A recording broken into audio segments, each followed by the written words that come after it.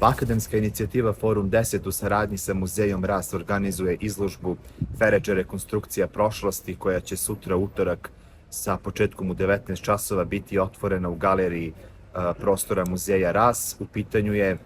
izložba koja govori, odnosno izložba na kojoj će biti predstavljeni autentični i rekonstruisani modeli Feredža koji su korišćene na novim prostorima do 1951. godine, ali i tradicionalne islamske nošnje koja je prisutna u Afganistanu, Pakistanu, Omanu, Ujedinjenim Arapskim Emiratima, tako da će Novopazarci imati jedinstvenu priliku da vide ove odevne predmete, neke rekonstruisane, neke autentične. To je odraz vremena, ali i simbol društvenog, ekonomskog i političkog statusa muslimanskih žena u socijalističkom vremenu.